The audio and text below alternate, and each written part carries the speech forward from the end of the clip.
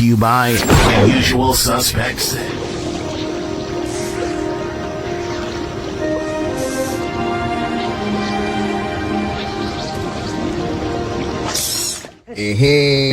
It's the Find a Boxer game, and we looking for the big fish. Purchase your box for a chance of winning $240. Here's how. 1 out of 48 boxes has a missing boxer inside.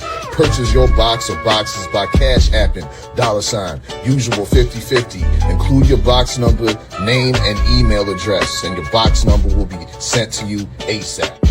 UsualSuspect6.com. This time, each box will cost $10. That's right, I said $10. Remaining proceeds will go to the LDBC meet and greet, August 9th and 10th.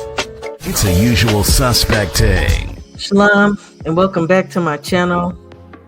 I got a few minutes before I got to hit this road, and I likely will not be doing the live this week. So I'm going to drop my recap right here. Man, okay, so I'm gonna try to be quick about this too. I can start with Janibek versus Ngama. That fight pretty much went how I expected. It was a good fight. Now, I didn't say this before, but I'm not really a fan of Janibek, man. But he's a dang good fighter. Can't take that away from him. I did not say anything negative about him in my breakdown, and I'm not necessarily going to here, but let me just say, so Emanuel did what I thought he would. I said that he is going to press. He's going to press, and because that's what he does, and that in him doing so, that would be in Janibek's wheelhouse. It was a style that he could obviously just eat up. The only thing that shocked me and surprised me is Emanuel actually pressed enough to have Janibek on the back foot, but he still exploited that, as I felt he would, whether he was controlling the real estate in the ring or whether he was on the outside. It's just a style that he was going to pick apart, because that's what he does. He looks for holes and he exploits them. He's fast. As I said before, not only will he punch with you, he can beat you to the punch. I picked for round 5, between 5 and 6. In the US 6 fight pool, I picked round 6. So I only got half the points for that. That's neither here nor there. I will also say that I made note that Janibek looked big to me. Now, in saying that, I understand that Ngama is a smaller guy, but Janibek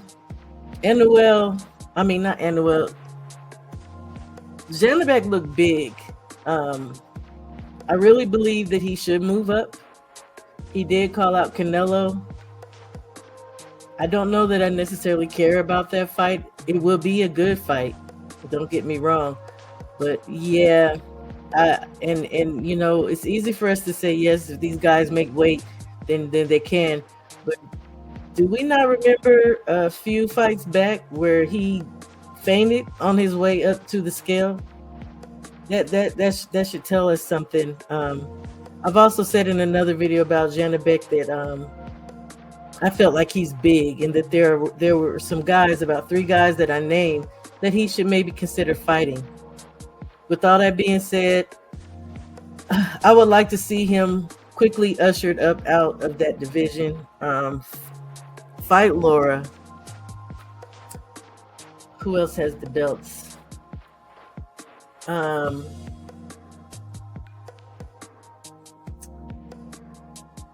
Adames. Fight Laura. Fight Adames. Get up out of that division and let them smaller guys, because they are, have at it, right? On to the next fight. Joe Joyce and Filip Hrgovic. I believe I picked Filip Hrgovic for round I think I said 8 in my video, but in the pool, I picked for round 6. I thought Hrgovic would be able to try to hurry up and get him up out of there before later rounds. I had to think that Hrgovic does not have a good tank. I thought that he would be able to exploit that left side of the left side of Joe Joyce that Chisora and that Zhang had basically beat on. But to be honest, he was eating them punches. He was eating the rights from Hrgovic. I did say I don't believe Joe Joyce should get out the fight game. I believe that man should be able to do whatever he so chooses. He did prove to me that he's still game. He's still a game fighter. So no, he doesn't need to leave the game. Should he be in title contentions? Absolutely not, in my personal opinion. There were several times he had Hrgovic on the ropes, and he was punching that man in the arms, and it wasn't like the strategic kind of arm punching that Canelo does. He was punching him in the arms, punching him in the chest, totally missing his head. It's like he was just putting his head down and swinging. It was not a good look. Although I can say that he physically looked good because he came in at a smaller weight than he has been his past several fights. As far as Hrgovic, with one shout out to him for taking the fight, that Dillian was injured and couldn't fight, but I need Hrgovic to work on his gas tank regardless. Whether you're in or out of season, you should be running. Absolutely, this man should be running. There's no reason why both of them should have been huffing and puffing in round 2, 3. Like, it was just... But I will say, Joe Joyce did come back the second half. He had his second win. Hrgovic never got a second win. And a lot of the lying on the ropes was him being gassed and just taking advantage of the fact that you can see Joe Joyce coming. He's slow. Because when he was just leaning there, kind of actually putting that shoulder and that arm out for Joe to hit. Like, I don't know. I really was kind of upset last night with the heavyweight fights. I'm generally upset with the heavyweight division in certain cases where a lot of these guys just look big and nasty. This is my opinion. We all have them. This is mine. Somebody like Agit Kaviel, the guy is big. He's not necessarily in what you would consider, like, he's not cut up, but the man has a tank. Like, clearly he's doing something to keep his stamina up. These guys need to do better. Everybody loves heavyweight fights, but we do not want to see y'all laying on the ropes, laying on each other, winded and windmilling by round 2 and 3. It's not a good look. Again, shout out to Philip. For what it's worth. I just need these guys to do better. On to the next fight, which was also a heavyweight bout on Top Rank for Richard Torres versus Guido Vianello. I picked Guido. Initially, I picked it as a split decision. And then at the end, I believe I picked him in the pool for round 8 or so for a knockout. Again, I believe I said in my breakdown, I do not feel like Torres is that dude. We come out of this fight, I still don't feel like Torres is that dude. To me, yeah, everybody likes to talk about his Olympic pedigree and the silver medal. Look, all dude does, and he proved it last night, is come forward wailing, swinging, just wild. And it was kind of upsetting that he didn't adjust, as in coming in at angles on Guido. And he was hugging. Now, that kind of pissed me off too with the ref. What's his name? Something Tucker. Let me just check real quick here. But it was kind of upsetting, and I'm really beginning to feel a way about this guy that maybe he's betting on these fights, or he has some type of there's something going on. Thomas Taylor. I already am not really crazy about him, but I just really found it odd that in the very beginning of the fight, from round one, you were on Guido for hugging. And don't get me wrong, I'm gonna get to Guido and what he did, but Torres was as well. And Torres also gassed early. It was just not a good look, and for him to be what everybody who likes him builds him up to be, shouldn't he have better stamina? He's younger. He has the pedigree. I'm not impressed. I'm still not impressed with Richie Torres until I see him not just come in there wailing. Box, dude. Yeah, you can be a brawler, but you need to learn how to adjust just like everybody else does. With that said, Guido Vianello. My personal thoughts with that, Guido clearly did not train properly with the proper sparring opponents, because there's no way in the world that you did not use your jab. That was just evident. Use your jab to keep this wildling at bay. And when he did decide to use a jab, it was the most soft, unfirm, non-threatening jab. And then he commenced to hugging because he did not know what to do with someone coming at him, trying to get on the inside to fight. He clearly does not know how to fight on the inside. And I almost gave him the excuse of saying, oh, well, he's only fought these real tall guys like Johnny Rice and who's the guy whose eye jacked up real bad? Makhmudov. You only fought these real big guys, so he's used to using the distance and the length. Well, with that being said, you still could have used some of those same elements to keep Richie at bay, but he didn't. And when he did finally decide to try to figure out how to fight on the inside, it was these ugly slapping punches to the body. I was a little upset last night with the performances we saw from the heavyweights. His gas tank was trash too. I'm not calling him trash. I don't call fighters trash, but his gas tank is trash. It really was. I ain't even gonna say kudos to Torres, you guys. I just did not like that match at all. I was not impressed by either. I do believe,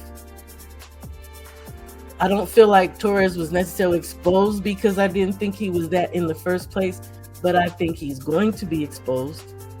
That particular fight was to see who out of those in the heavyweight division at top rank was going to start being thrown into title contentions. We'll throw Torres in there because he's gonna get exposed. That's all I'm gonna say about that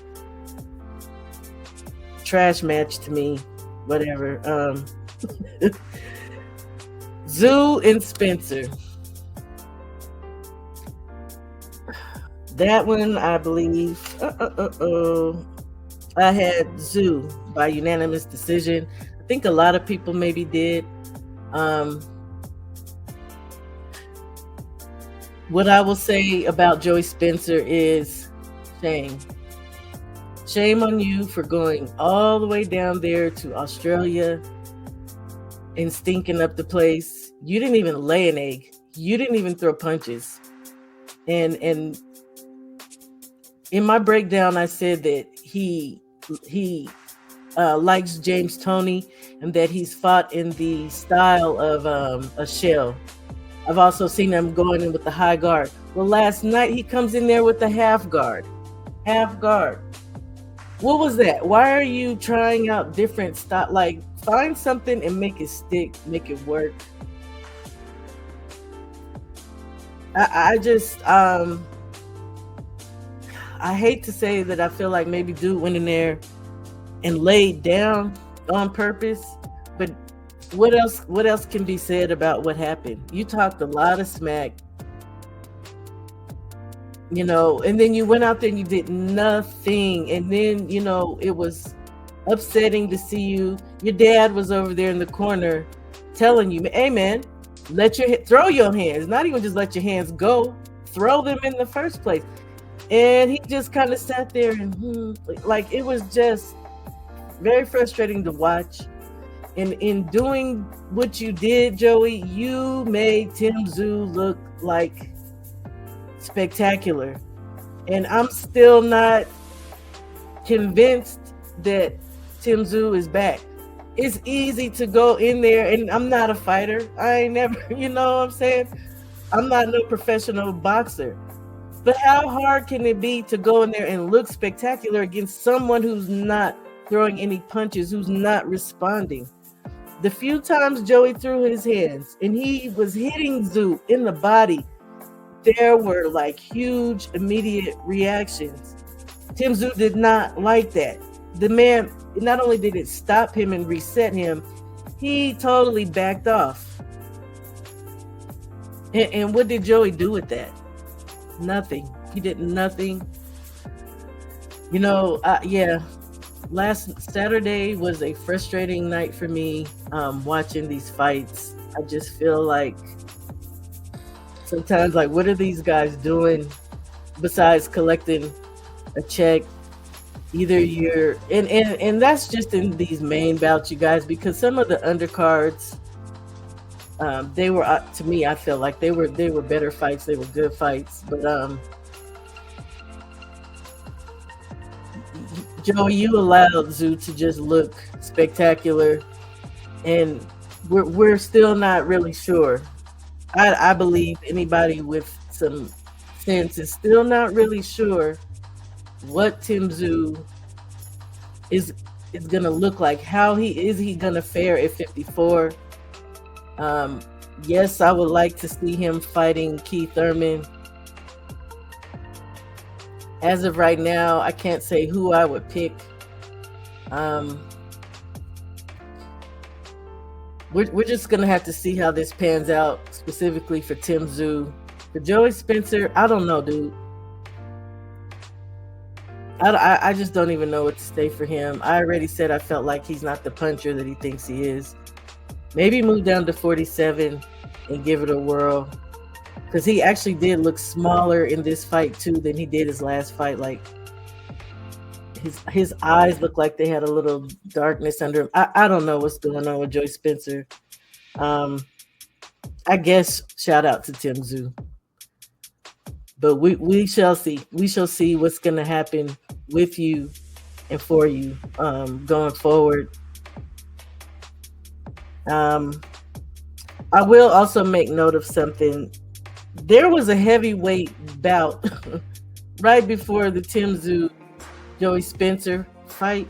It was Brandon Grach versus Liam Taliva'a. Heavyweight bout. Samoan and a Australian man. Why did their fight look better than both of the headlining heavyweight bouts? There was clean work. There was space for them to work, and it ended with a knockout. There was some eye damage going on. Like, why? Why is it? And these men were prospects. I believe Grox was like 3-0, and Taliva'a was like 6-1. It was a rematch because Grox had beat Taliva'a.